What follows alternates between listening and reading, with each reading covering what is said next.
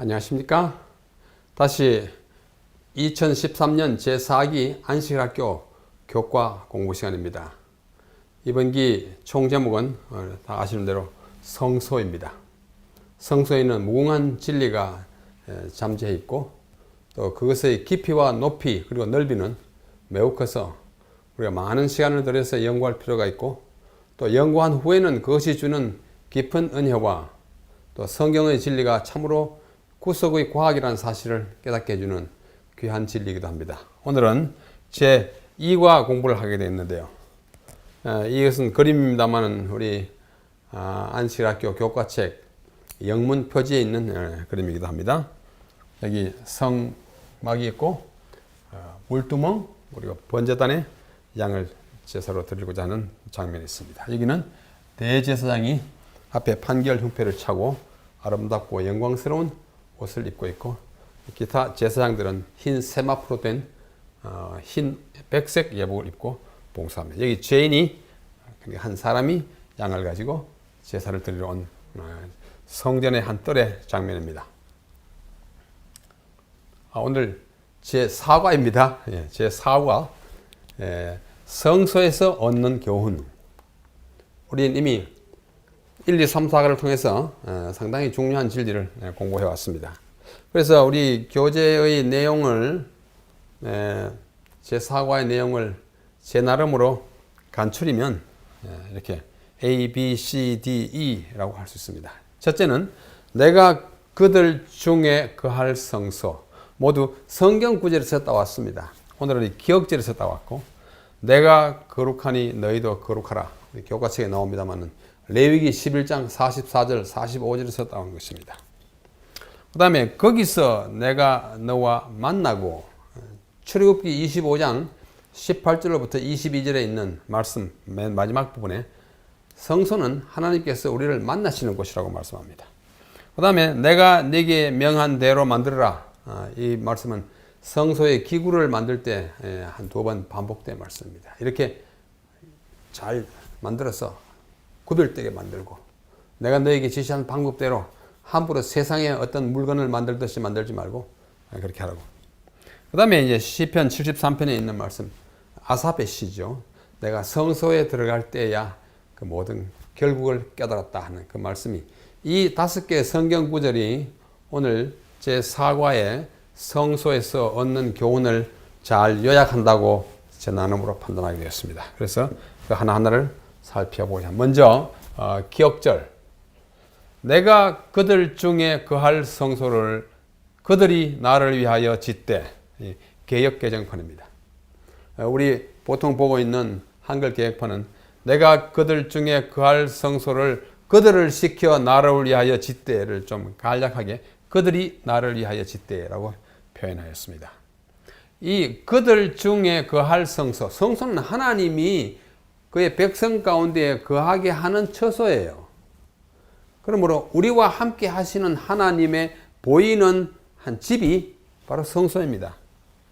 그래서 정말 다른 어떤 중요한 개념이 하나 이 개념과 이렇게 맞물립니다. 그것은 뭐냐면 우리와 함께 하시는 하나님이라는 뜻의 예수님의 이름이에요.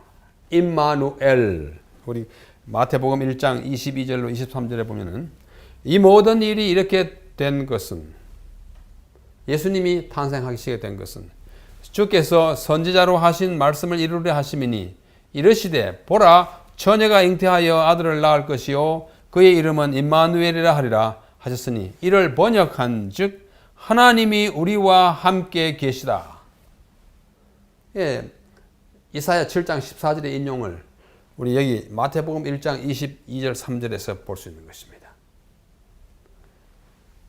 처녀가 잉태하여 아들을 낳는 예수님의 성육신 그 장엄한 사실을 언급하면서 그 아들 이름이 뭐라고 그러냐 하면 임마누엘이다.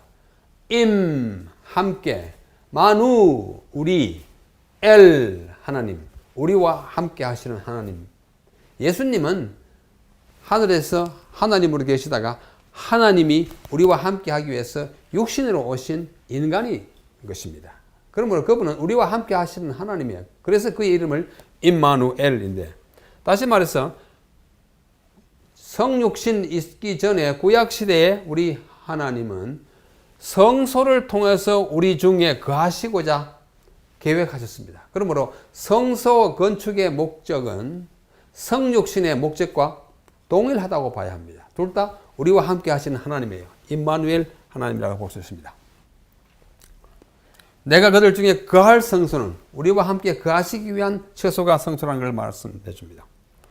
또 요한복음 1장 14절 말씀이 육신이 되어, 이건 성육신, 육신이 되었다, 성자 이룰 성자 되었다는 뜻이에요. 육신이 됨, 누가? 하나님이. 말씀이 육신이 되어 우리 가운데 거하심에, 이 거하심에 그들 중에 거할 성소, 그러므로 거할 성소는 육신이 되신 하나님과 목적이 같아요. 우리와 함께 하시고자 하는 것입니다. 그래서 성소 건축의 목적과 성육신의 목적은 동일합니다. 한번 들으면 임마누엘, God with us, 우리와 함께 하신다. 하나님이 우리와 함께 하시는 하나님이라는 뜻입니다. 그러므로 성소 건축은 성육신과 그 목적이 같고, 그 목적은 임마누엘, 우리와 함께 하시는 하나님. 그러므로 구약의 성소 건축은 임마누엘의 하나님을 우리에게 보여줍니다. 그래서 우리와 함께 하시는 그 역사적인 그 과정을 구약의 광야 시대에서 볼 수 있습니다. 광야 시대 보면 이제 애굽을 떠나가지고 시내산을 거쳐서 이제 광야를 가지 않습니까? 민수기 2장에 보면 하나님께서 성소를 가운데 두고 동, 남, 서, 북에 각각 세 지파씩 배치하여 진을 치게 하고, 그 동, 남, 서, 북, 쉽게 동서남북에 각 세 지파씩 있게 한 그 세 지파의 대표 지파가 하나씩 있습니다.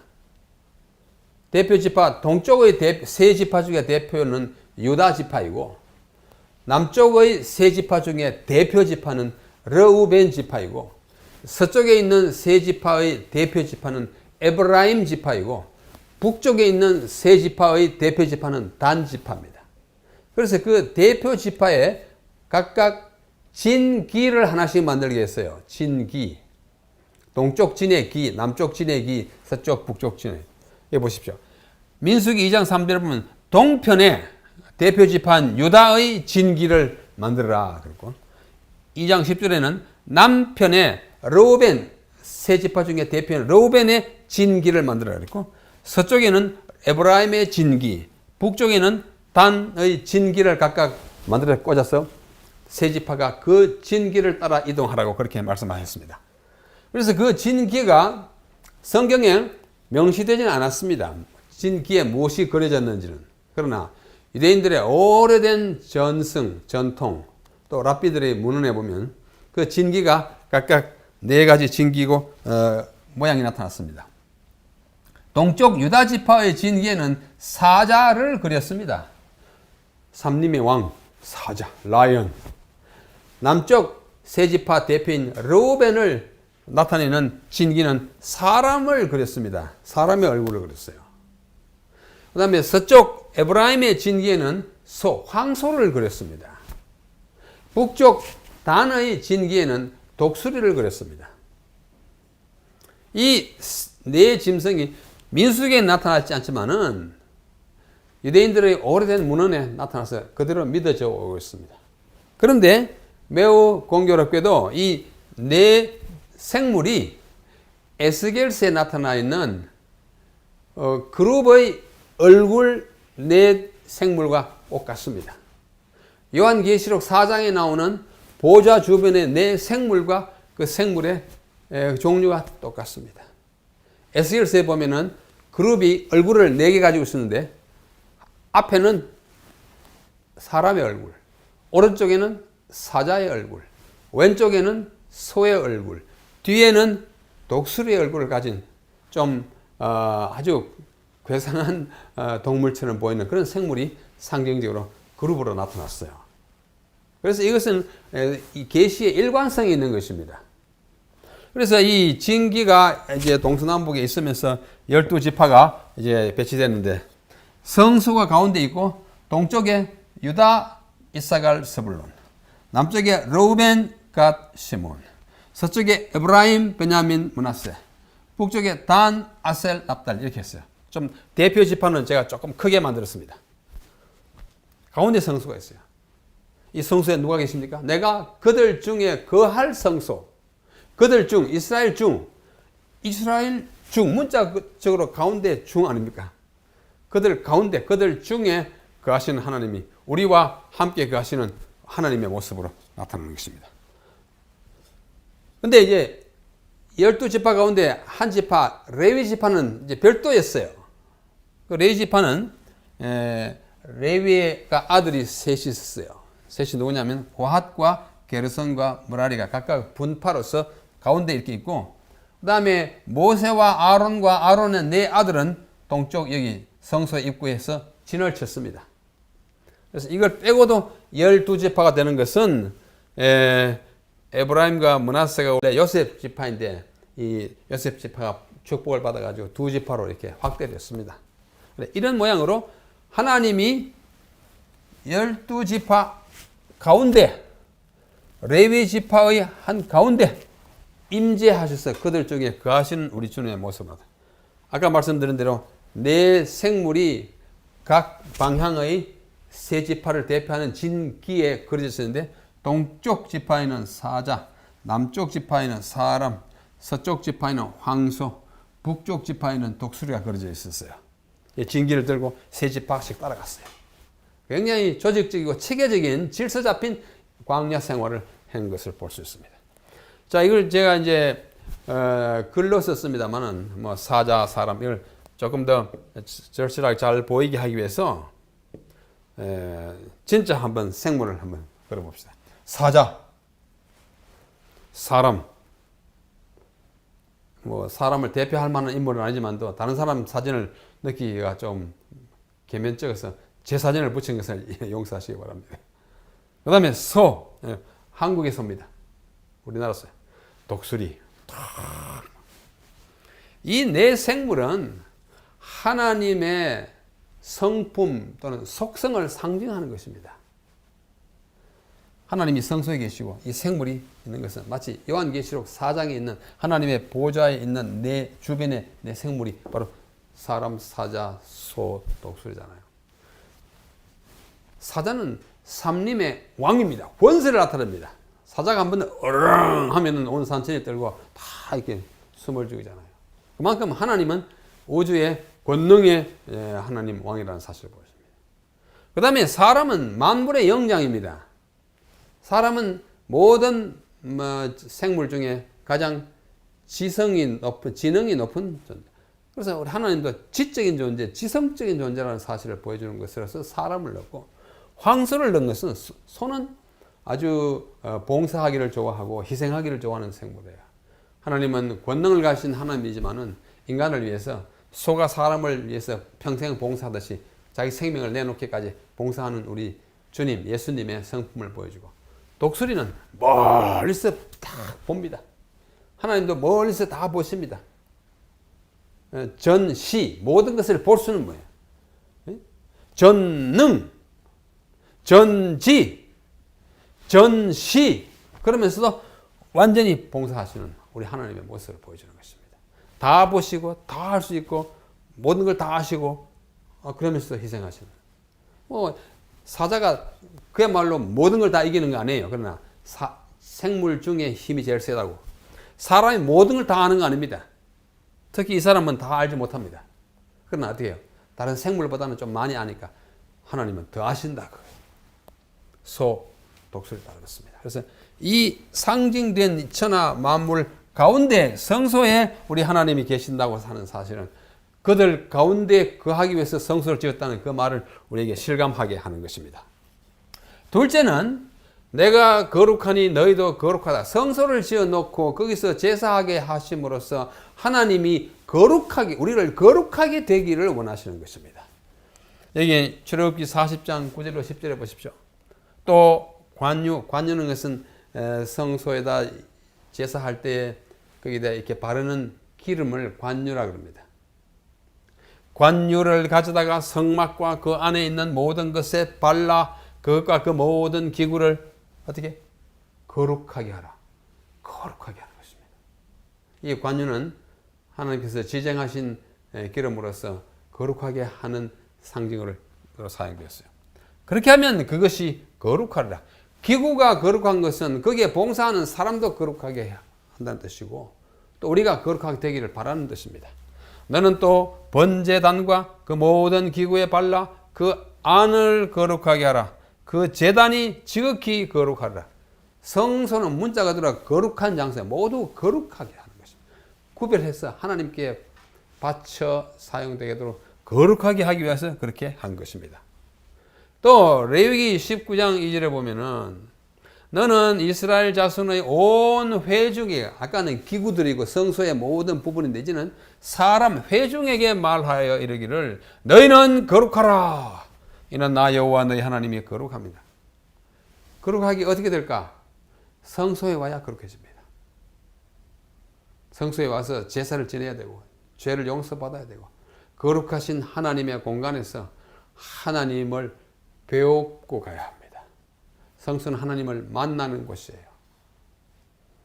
여러분, 지금 이 저를 조명하는 이 아주 밝은 이 빛이 4개나 있습니다. 여러분들은 화면에 보이지 않겠지만 이 굉장히 강한 빛이에요. 땀이 좀 날 정도로. 제가 이걸 한 시간 동안 이게 꽉 쬐면 제 얼굴이 어떻게 됩니까? 얼굴이 떳떳해지고 땀이 쭉 나옵니다. 왜요? 뜨거움을 쬐기 때문에 그렇습니다. 겨울에 난로불이 빠르게 타는데 바깥에서 들어온 사람이 추울 때 그 앞에서 한 10분 동안 쬐면 얼굴이 뻘겋게 해가지고 이제는 추위를 타지 않지 않습니까?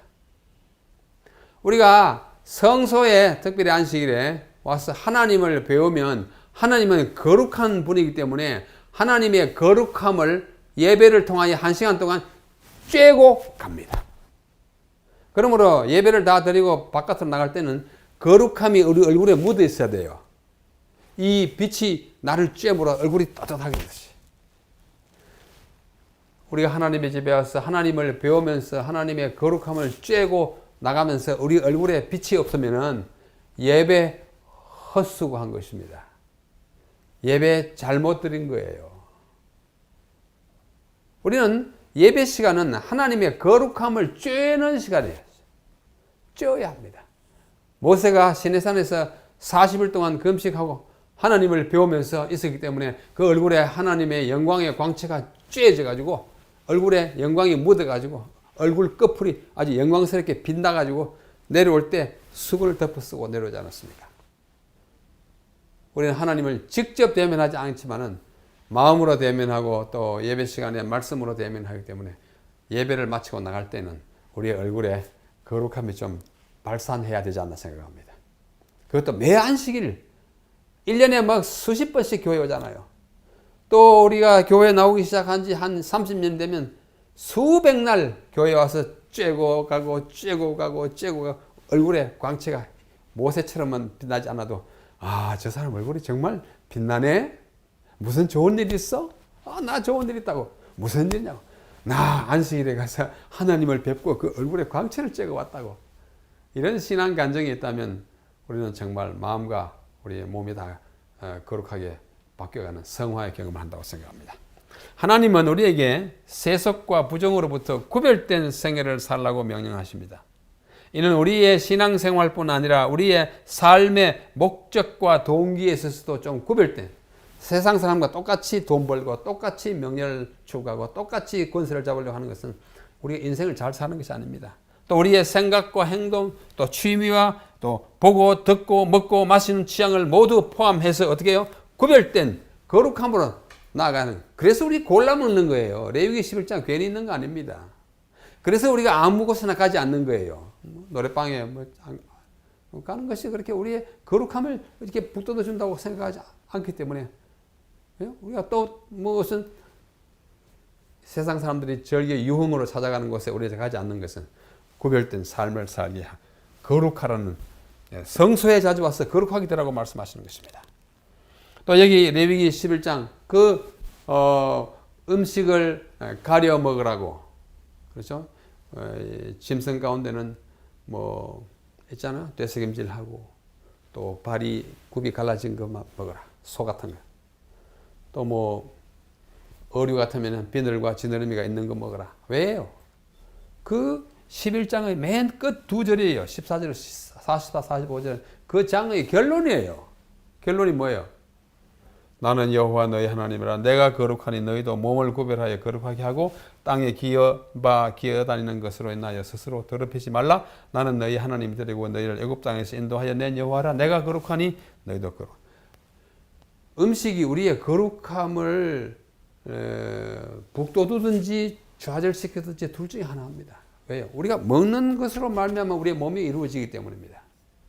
그러므로 정말 우리가 하나님 앞에 구별된 존재로 살아가려면 이 모든 것들이 필요하기 때문에 성소에 나오면서 또 자기 처소에서 항상 거룩함을 도모하는 삶을 살아라고 이렇게 말씀하시는 것입니다. 근데 신약에 와보면 거룩하라는 말이 구약에만 있는 것처럼 오해하면 안 됩니다. 거룩한 것은 레위인들이나 제사장들만 하는 것이다. 그거 아니에요. 절대로 아니에요. 신약에 한번 보십시오. 데살로니가 전서 4장 3절. 하나님의 뜻은, 이 뜻이 뭐냐면 우리를 향한 가지고 있는 뜻이에요.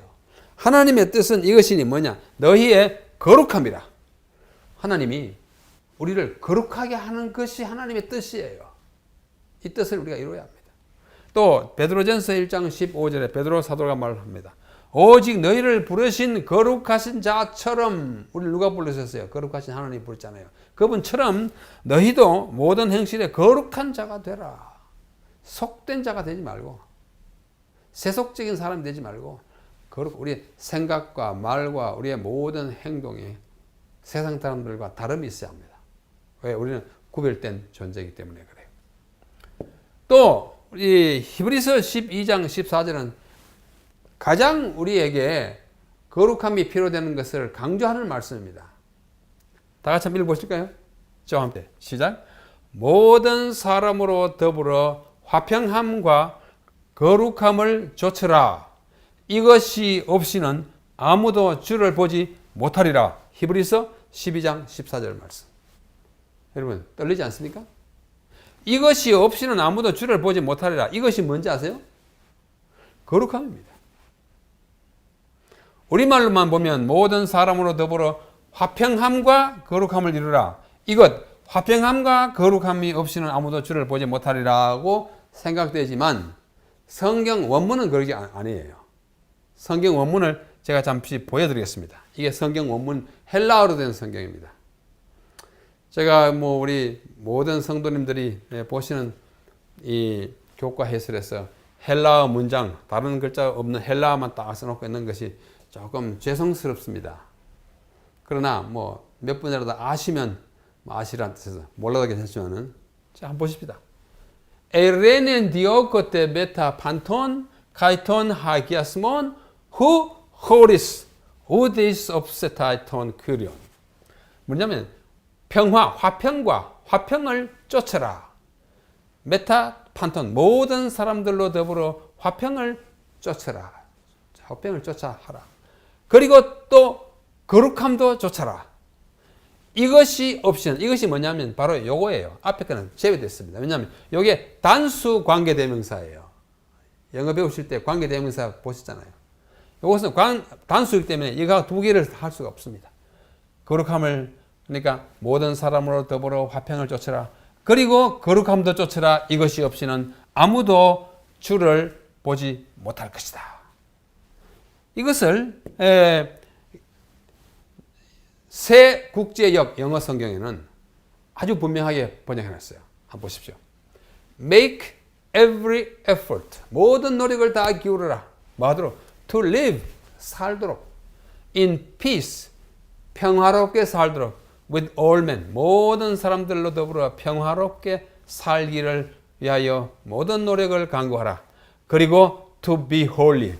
거룩하게 되기를 위해서도 그렇게 하라.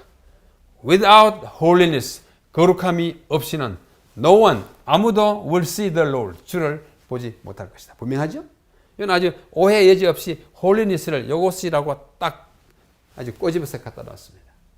그래서 이것을 이제 조금 이 뜻이 더 구체적으로 반영된 우리말로 바꾼다면 모든 사람으로 더불어 화평함을 이루고 또 거룩함을 이루라. 이것이 없이는 아무도 주를 보지 못할 것이다. 이것이 바로 거룩함. 그러면 우리 사는 목적이 뭐예요? 거룩하게 되어서 주님을 보기 위한 것입니다. 이대로는 주님을 뵐 수가 없어요. 저희들로서는 용서받고 성화돼서 거룩한 사람이 되어야 주를 볼 수 있는데 그 모든 것들을 요구하는 것이 어디에 나타나느냐? 성소에 나타나요. 제사 왜 드립니까? 거룩하게 드리고. 왜? 죄인이 됐기 때문에 거룩함이 없어졌어요. 다시 거룩하게 되기 위해서 제사를 드리고 또 제사를 드리고 또 제사를 드리는 것입니다. 그것이에요.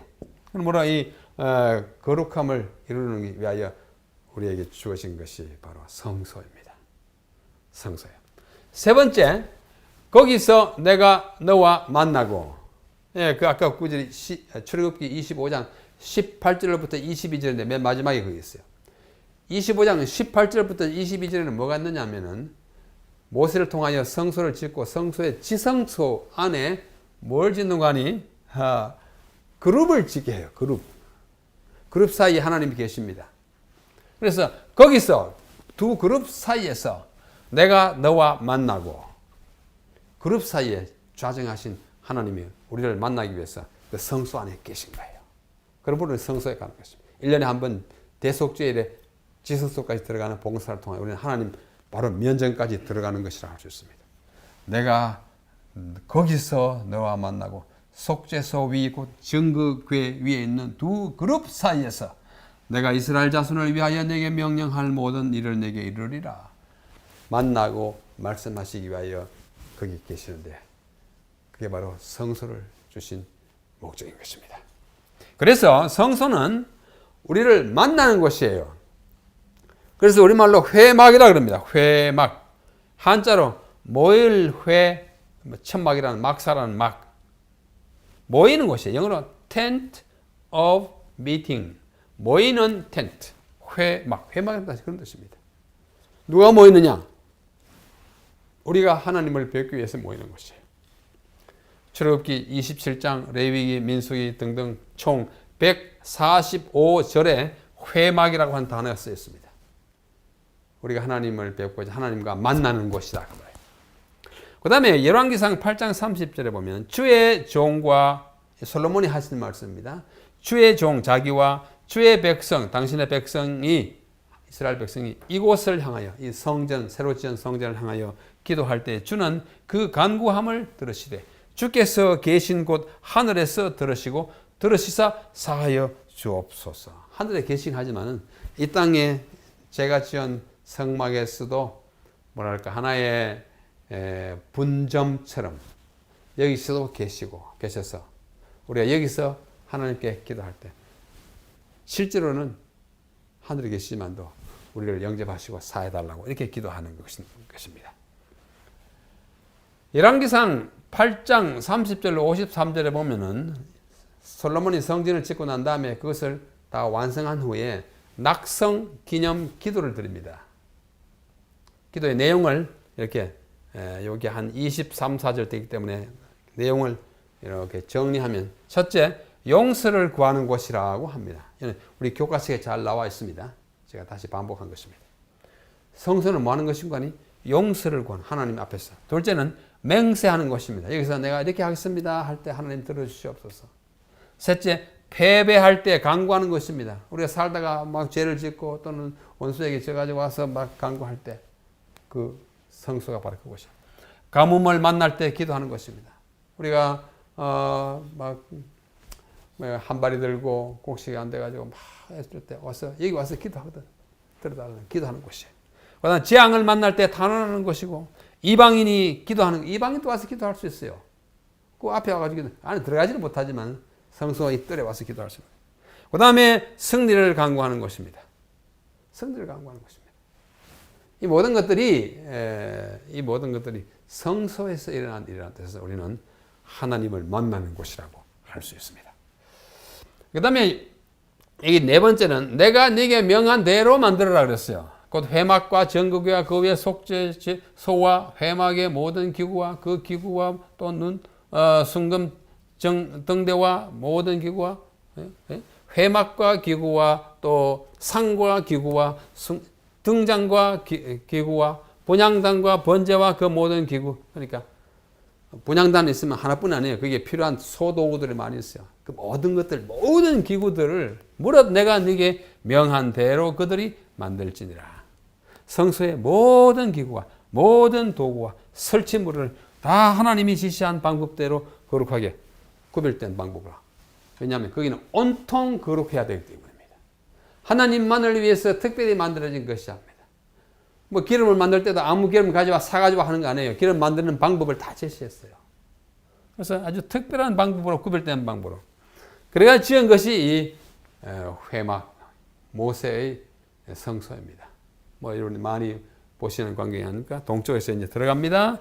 번제단이 있습니다. 여기 양 잡는 시설이 있고 물두멍이 있고 기둥이 5개 있고 들어가면 안에 성소와 맨 저쪽에 지성소가 있어요. 그 다음에 이쪽으로 10개의 기둥이 있고 이쪽으로 20개, 10개, 20개 합쳐가지고 60개의 기둥이 있고 그 높이가 5규빗이고 폭이 5규빗이에요. 아주 자세히. 또 번제단은 3규빗, 3규빗 이렇게 되어 있어요. 아주 자세하게 했습니다.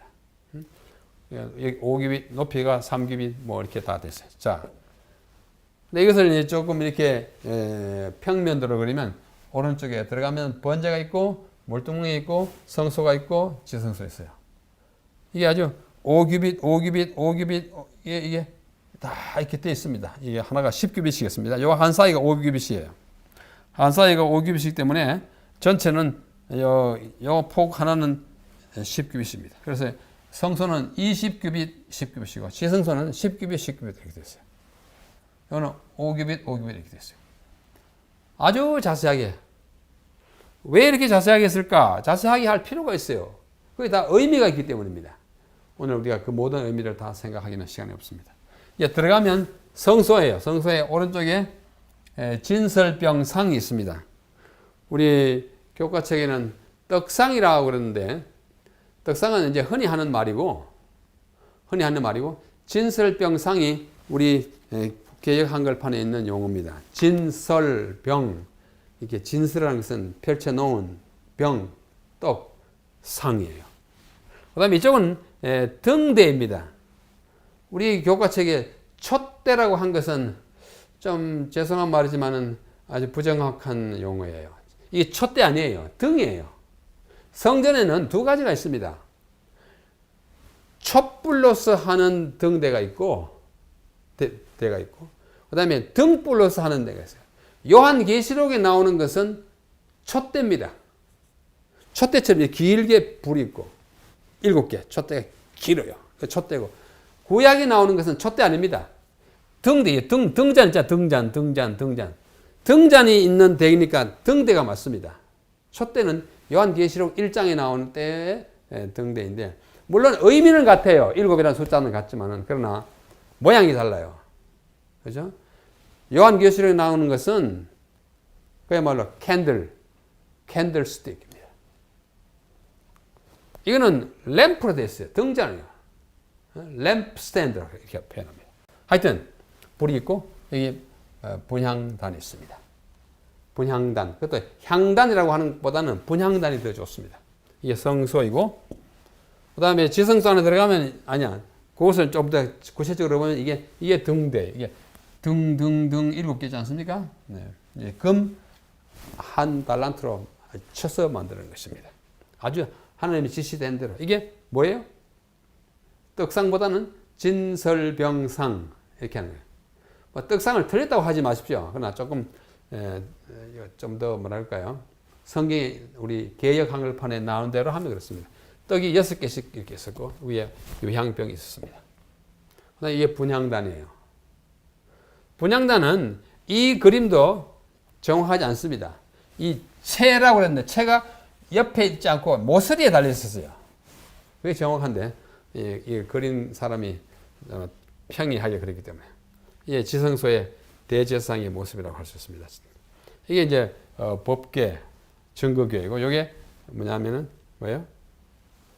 뚜껑, 속죄소입니다. 속죄소와 시은좌 또는 시은소는 같은 것을 가리키는 말입니다. 그러나 성경 본문에는 모두 속죄소입니다. 난해주에 보면은 시은소도 돼 있어요. 시은소는 영어를 그대로 번역한 것입니다. mercy seat, mercy, 자비를 보여주는 seat, 자리. 그러나 그는 영어를 번역한 것이고 히브리 말을 번역하면 속죄소가 더 맞습니다. 카포레트라고 그러는데 카포레트는 우리의 죄를 덮어주는 곳이라는 뜻입니다.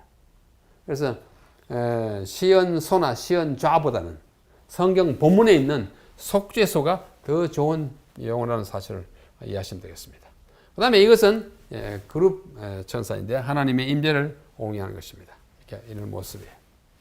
지성소의 그룹들의 모습을 사람으로 보였고 대제사장이 보이잖아요. 그러나 대제사장이 이런 옷을 입고 지성소에 들어간 건 아닙니다. 지성소에 들어갈 때는 이거 다 벗고 이 흰 예복만 입고 갔어요. 우리 속죄일 때, 몇 과 후에 속죄일 때 공부할 때 자세히 하겠습니다.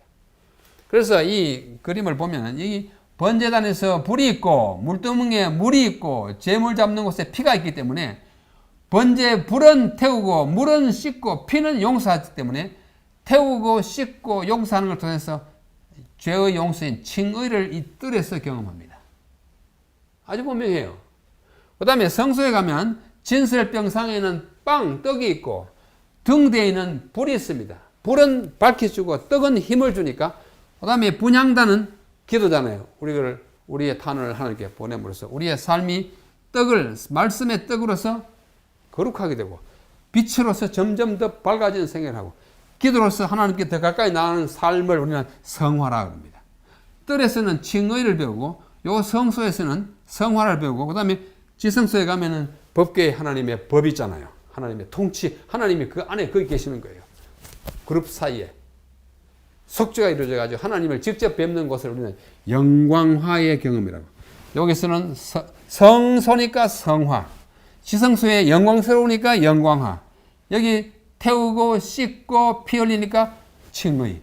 이 교훈을 보여주는 것이 바로 성소의 교훈이에요. 성소에서 배울 교훈을 우리가 지금 공부하고 있지 않습니까? 제 사과에서.